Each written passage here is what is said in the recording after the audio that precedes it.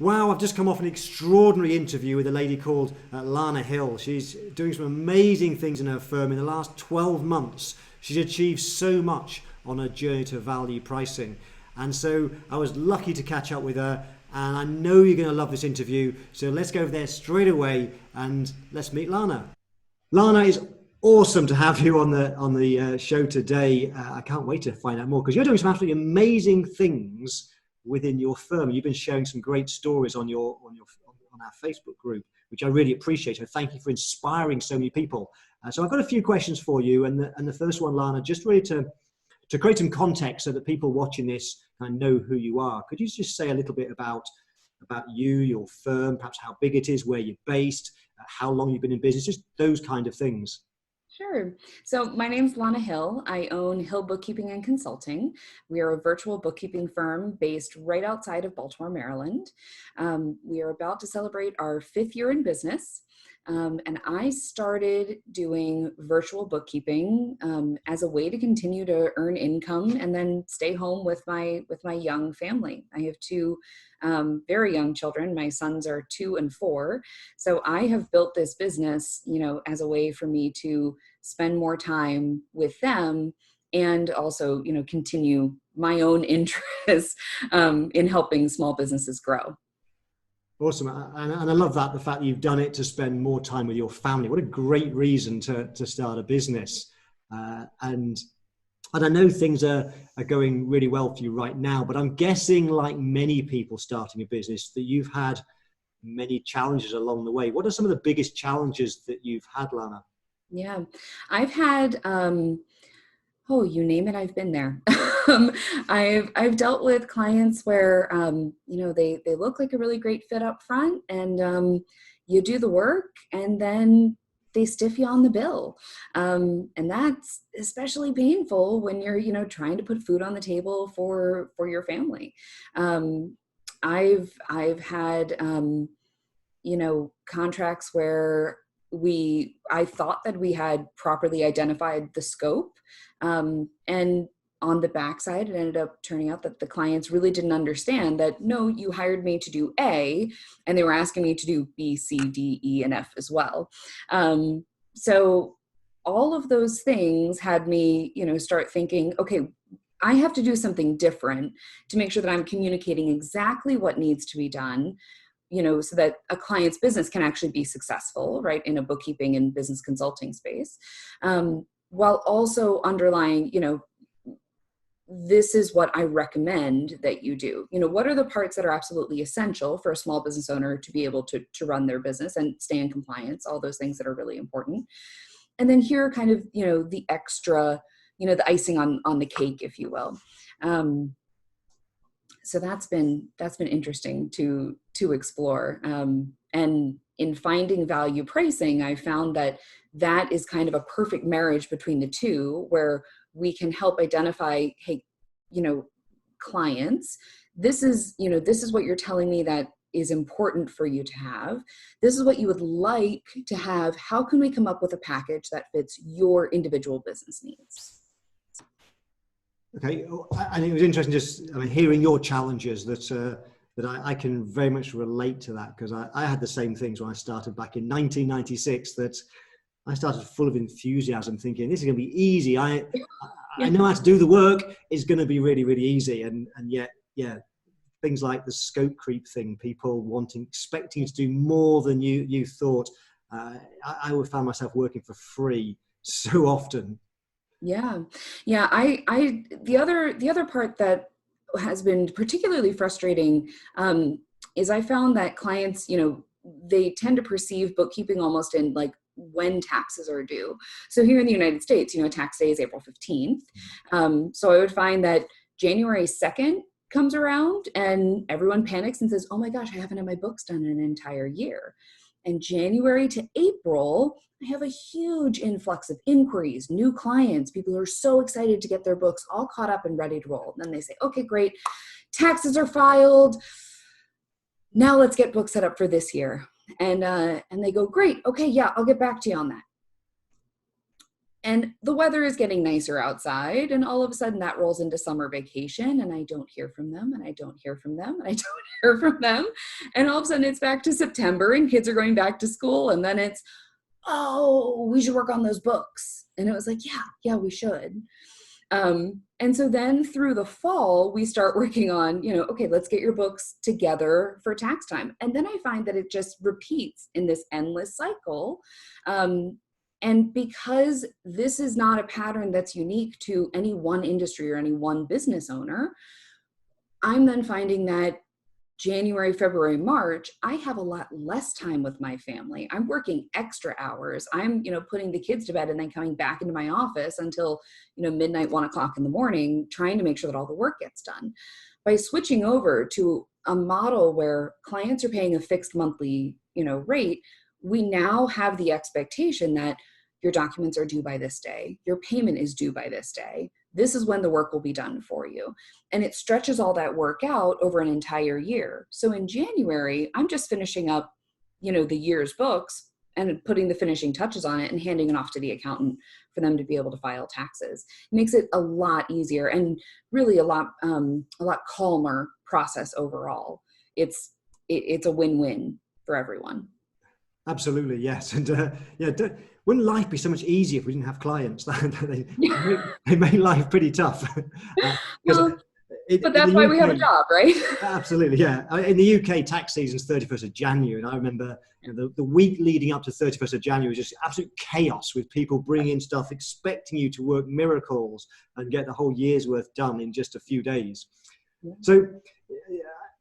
So you had some challenges, but clearly you've changed things quite a bit. What was the point? What was the catalyst? What was the things that really started you to change, to pivot your business, to change the way that you priced? What was the thing that started that? And what were some of the things you started to put in place in your business? Yeah, well, I signed up for the How to Price Bookkeeping Services class, I think last spring. And I thought, well, if I just start making tiny little incremental changes, then we'll start seeing results. And I tried to make just like small improvements here or there. And I started to realize, no, if I'm going to do this, I really have to make the change across the board. So I started doing two things. The first thing I started looking at my client list and saying, who are the people that I really want to move forward with? There are lots of clients who are cost averse. They really, really don't want to pay a high price. They want to continue to see like those savings. There are clients that still have it locked in their head where they're going, we have to pay you an hourly rate. So there's a lot of client education there and figuring out who are the people that are going to be the right business owners to move forward. Who is my ideal client that I want to continue working with? The second thing I then did was I got rid of the people that weren't my ideal clients. So I'm only moving forward with clients that I really want to spend my time with and that I really want to work with. I then, with my existing client base, started kind of dropping breadcrumbs saying, hey, I think this is really great. What if we started doing this? As we move you out of an hourly pricing model, I wanted to make sure, and I started monitoring the amount of time I was spending on every single client's file. So do an analysis of my own business and say, how much time am I actually putting into each of these, individual clients on a monthly basis? And then being able to approach them and say, you know what, you've been with me for a year and a half. I haven't raised your prices at all during that time. I think your business, we can show that your business has grown by X dollars, by X transactions over that time period. I think we need to update, what we're working on, in your file. And for your business to grow and to make that next step, this is what I think we should do. And every single client that I've approached with that conversation, we need to reprice you. Your business is growing. You need something different from me. The response has overwhelmingly been, yeah, sure, absolutely.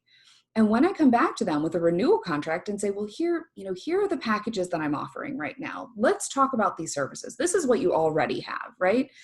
And this is what, in how I'm changing in doing my business, this is what you get in this new level. And here are your new prices. And time and again, the prices have gone up. And everyone is just saying, yeah, sure, that's fine.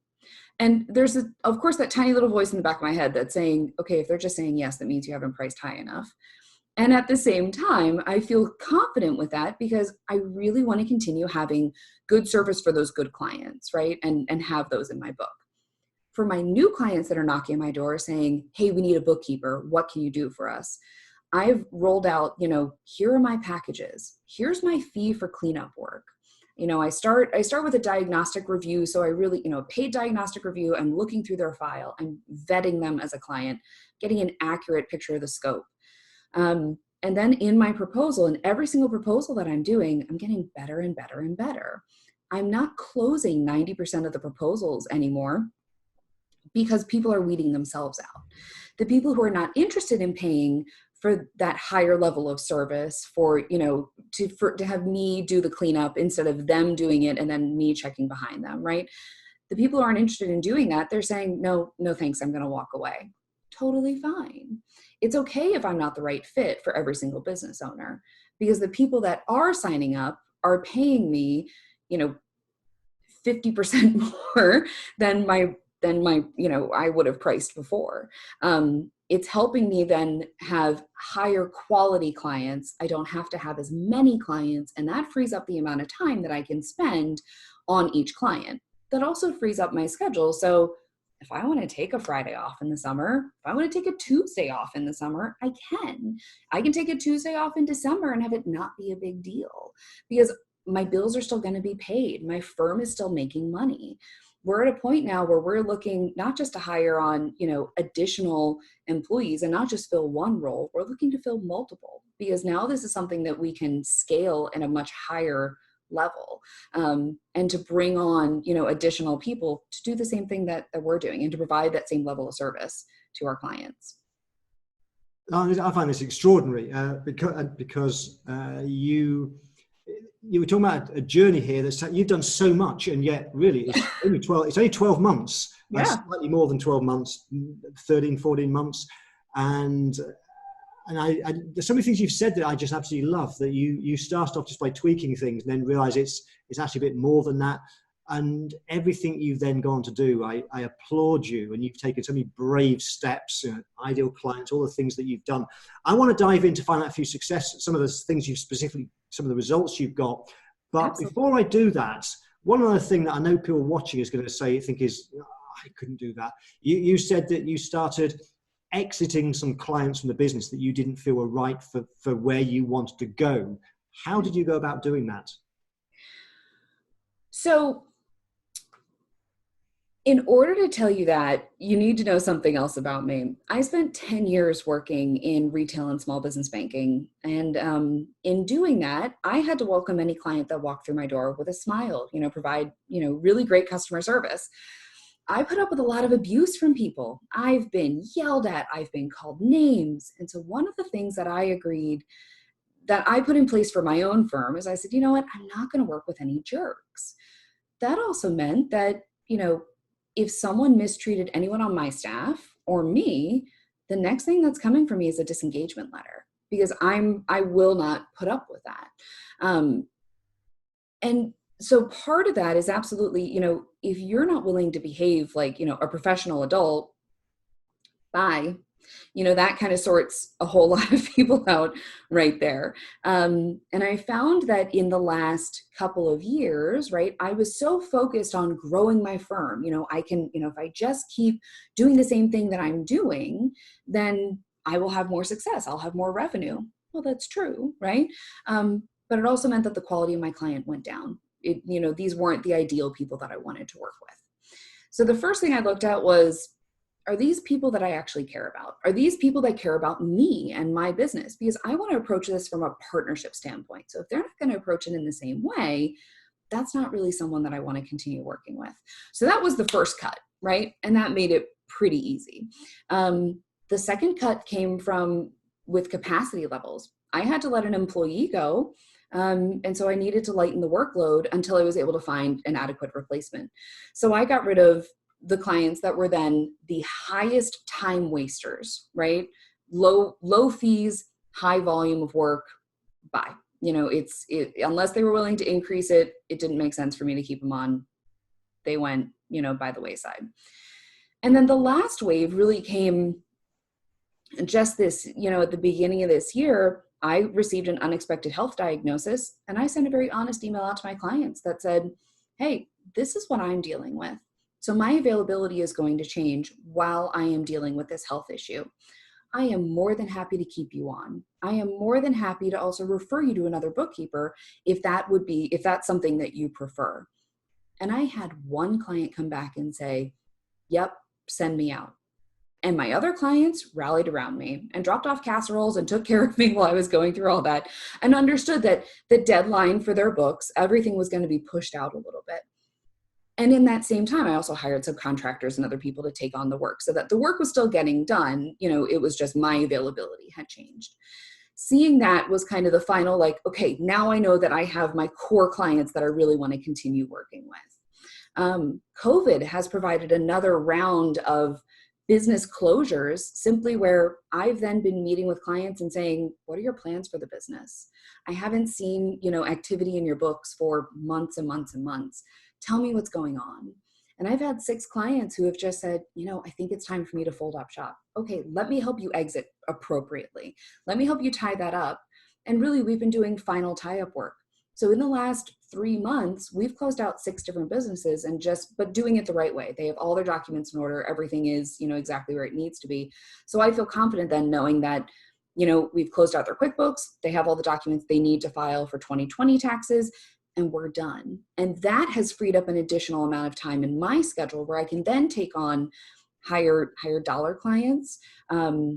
These clients that are then going to take a proportionate then, larger amount of time, more complex transactions. Those are the type of clients and, the business owners that I really want to continue working with. What makes it even more extraordinary? So as I said before, this is in 12 months, but in a 12-month period where you've had some serious personal challenges that you've had to overcome. And of course, the world's gone through a challenge with COVID-19, and you've come through that with some extraordinary success. So what I'd love to know, Lana, now is could you just talk through some of the success you've had, some of the specific situations, cases with repricing some clients and what you've done with pricing? Yeah, absolutely. So I think I mentioned that as part of my onboarding process, I do a paid diagnostic review. So every client interaction starts with a free 20-minute phone call. I just want to talk to the people and make sure that, is this a right fit? Are they looking for a bookkeeper? Are they looking for an accountant? Are they looking for someone just to kind of enter in numbers and say, okay, bye? Or are they really looking for someone to provide, be a business advisor? So I start with that. If everything goes well, then we book a paid diagnostic review. My diagnostic reviews right now cost $250. And that's a really good entry point because I feel good knowing that I'm turning around then a report for them that I then say, okay, I looked at your QuickBooks file. I reviewed the documentation that you sent me. These are the issues that absolutely need to be corrected. And here are the reasons why it's important, right? So these are red flag issues, kind of like, blaring, flashing light saying, please help me in here. And I then give them a list of, this is stuff that we can fix, but it's not, it's not super urgent. And then I also give them a list of, here's everything that went really well. Typically when people are calling me, they've already dealt with another bookkeeper, another accountant. So I'm reviewing the work that someone else has done. I'm providing them with a report that is as objective as possible that they can then walk away with and either present that to their former bookkeeper, accountant, whoever was handling their books, and say, hey, stuff is broken, you need to fix it. Or I can then turn around and in my proposal say, here's the dollar amount that it will cost you for me to fix it. And because retroactive bookkeeping work, especially when, we're doing large swaths of time all at once, a year and a half plus, 2-3 years. I just quoted a cleanup job for 3.5 years last week. When we're looking at those larger amounts of time, it's easier because I can then identify from their bank statements, from their QuickBooks files, exactly how many transactions do I need to fix. I can drill down and say, here's all the work that I need to do, right? So I then give them, here's a cleanup number.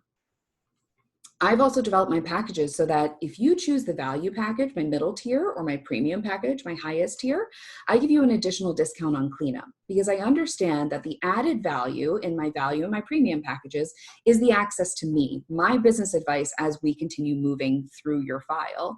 So I give them a discount if they take either the middle package or the higher package on their cleanup. And then I calculate all that into one overall monthly fee. So I break those really large numbers up into these nice little bite-sized chunks that they can then pay over the course of our contract, whether that's 6 months, 12 months, whatever. I also quote in there in my proposal, the next thing I look at is, hey, this is your bookkeeping quote for the next 12 months. But once your books are completely cleaned up, here's what your projected cost is next year. So if everything stays the same number of accounts, same number of transactions, sales are exactly the same, this is what your projected bookkeeping cost will be next year. And when they see that the number then drops from this much a month to this much a month, because we don't have to worry about cleanup anymore, all of a sudden it's almost an instant yes. It's absolutely sure, because they're excited to be able to then continue to work with me and know that, okay, now, and actually what I've heard more often is, for this year, I'm going to go with value. Next year at renewal, we will then have the budget to do premium. Great. It sells itself because I'm freeing up additional money for the client through my work. Amazing. And so, have you got some specific kind of what sort of prices are you getting now that compared to what you might have got before? Yeah, so I have the first one the first new client that I did a rollout of total value pricing on is an education consultant. She's been in business for 5 years. And has been, her business has been doing really well. She has 2 employees, really in demand. She has contracts with the public school system here. And she had a bookkeeper that, she just felt like things just weren't, especially timely. She wanted me to double check. And I found that, there's a number of accounts that actually weren't ever entered in her file, which means there are whole, leagues of deductions that, weren't being able to even be noted anywhere. And when I went through and I priced her cleanup overall was going to be, $2,500. Not all, too bad. But her overall bookkeeping package, I typically would have priced somewhere around $3,000 a year. And she ended up going with a package that was about $5,100 for her monthly bookkeeping. And I felt like that was a really solid win, because that was my first foot in the door, and it was like proof of concept, right? Okay, this can work. She sees the value in what I'm doing. She sees, the advantages of working with me in this way. Let's make sure that we get this all taken care of. And so she signed on for a 12-month contract. Her monthly fees were, I typically would have charged her about $3,500 or $350 a month, excuse me. She's now paying me $614.70 a month. My second client, thanks. The second client that signed on with a value pricing proposal has been in business for almost 15 years. Really successful, a wedding venue. And their books were a mess. He always had someone come in and kind of get everything ready for tax time, and then nothing would happen for the rest of the year. And he was concerned because he wanted to apply for the COVID-19 relief, grants and loans and things. And his books weren't together, so he had no way to be able to, know if he could do that. All weddings here in the United States are pretty much stopped, thanks to COVID. So I was really impressed when I came to him and I said, there's a lot of cleanup to do here. I have to do all of 2019, and I'm going to have to do the first half of 2020 to be able to make sure that we bring you completely current. The cleanup for that's going to be $7,000. And in that $7,000 fee, I also included a really quick turnaround time. We're going to have this done for you in 2 weeks. So he can then apply for those grants. The monthly bookkeeping for him, because again, the file was very sparse, didn't include a lot.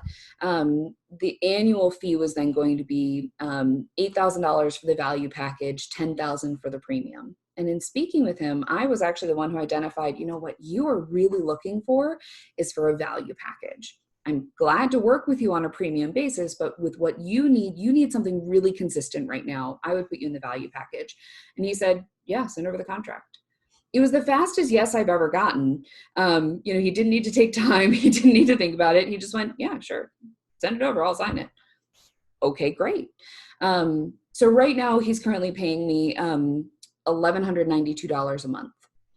What I really loved in speaking with him is that his projected bookkeeping cost for 2021, when we go to renew the contract, is about $584 a month. When I showed him that number, he went, oh, well, then I can hire you for premium, because the premium package is, projected to be about $757 a month. So it's still a savings because he doesn't have to pay for all those cleanup costs there. So I'm really excited to work with him. He's been a great client to work with. The last really big win, the new client that I got, was big. They came to me and said, we've already paid our accountant, more than $30,000 last year. Every time we ask them a question, we're not getting the responses. They're just not acknowledging our emails. They're not returning our phone calls. When I'm going in and saying, I need your help in the QuickBooks file, they're saying, we don't have time to help you. And they're building a successful business. They're on track to do over 9 million in sales this year. And this is a business that's only been around for 4 years. They are rapidly growing.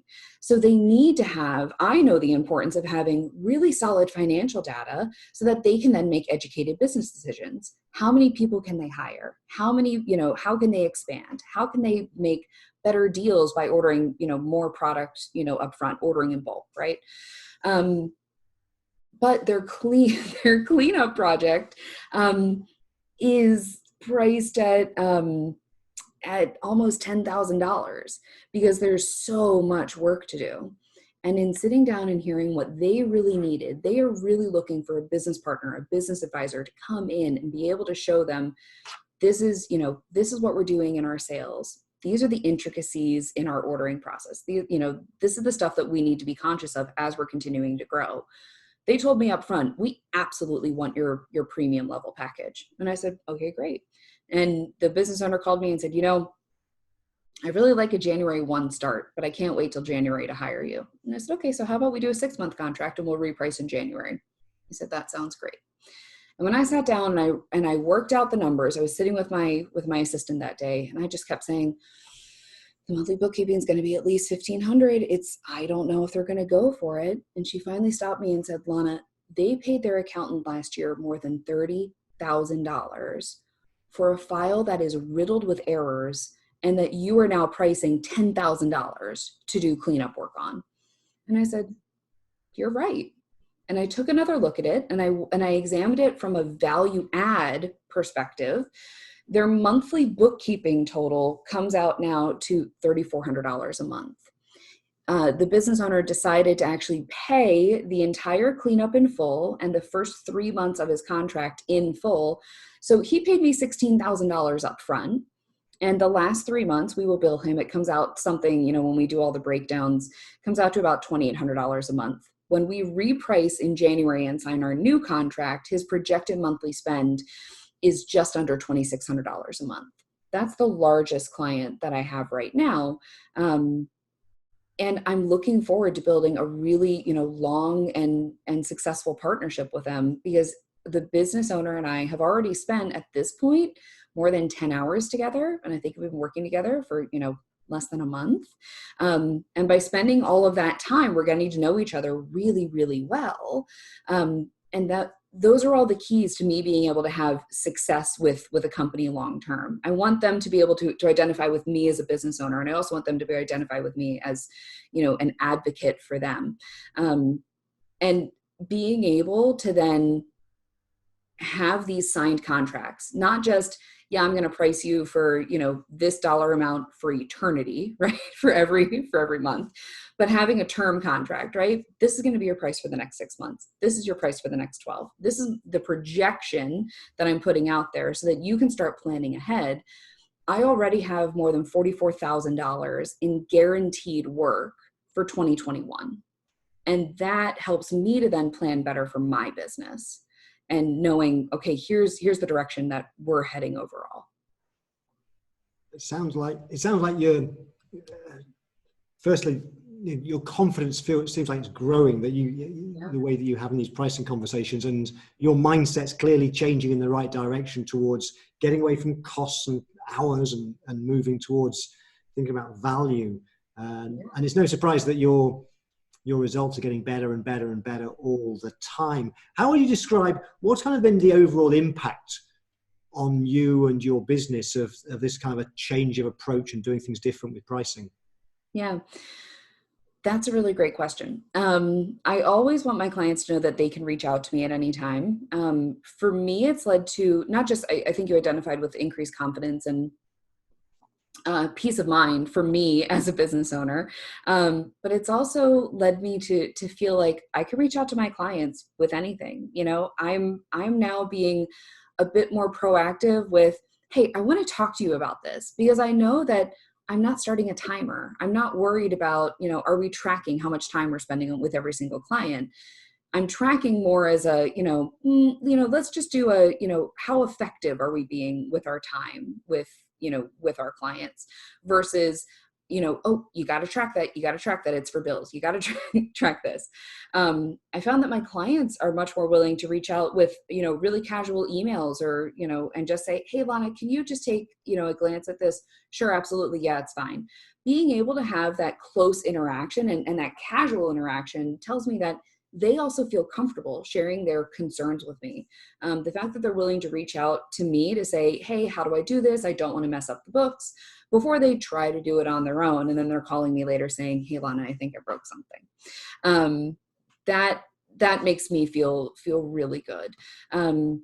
It's also great to know that by being able to plan ahead and know that we have, all of these contracts that are extending out for a certain period of time, makes me feel more confident in hiring. I'm able to predict our workload moving forward and then make decisions about when is the right time for me to bring on, additional staff to be able to help out with that.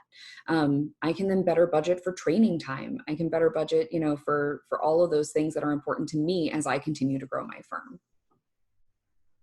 Amazing. And this is a firm that's just 5 years old and a year into this pricing journey. You're doing some incredible things.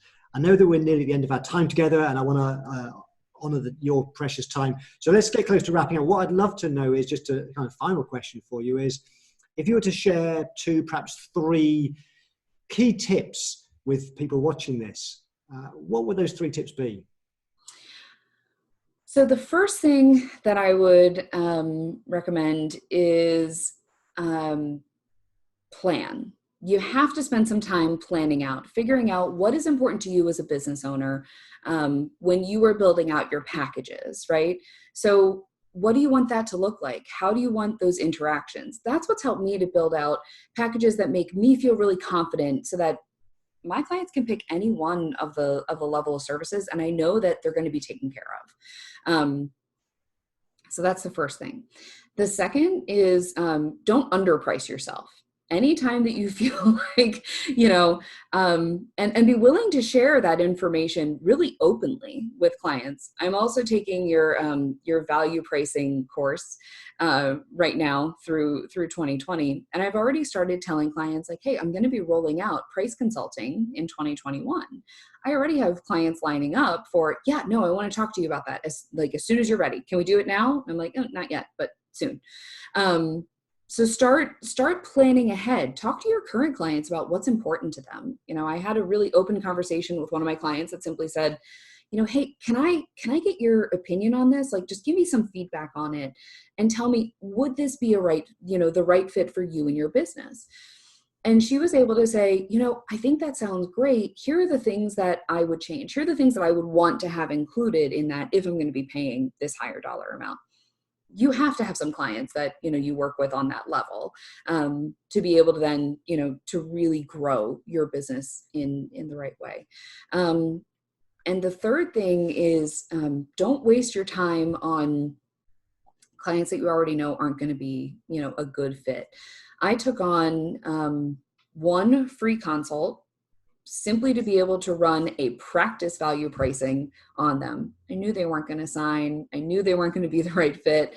I knew that they were going to see these dollar amounts and just go, ugh, that's not what, that is not what we want.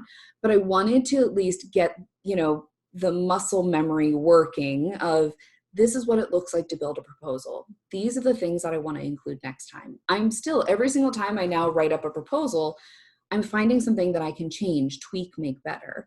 The first time I had a client say, can you send me this proposal? I want to be able to read through the whole thing.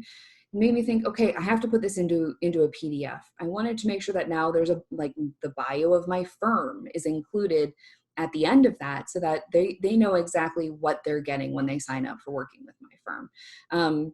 So bring on some practice clients, whether that is a friend of yours that owns a business that you don't feel comfortable working with on a one-on-one. Ask if you can see their QuickBooks. Ask if you can just run through this as a practice. Having that feedback is absolutely invaluable. Lana, there are 3 fantastic tips, and also you've shared so many great ideas. There's so many gems that you've shared in the last half hour, and thank you so much for your generosity and your time and sharing and inspiring other people as well. It's been a pleasure talking to you, and I look forward to hearing how your story develops. Thank you so much for your time. Well, thanks, Mark. I really appreciate it. You're welcome. Bye for now. Bye.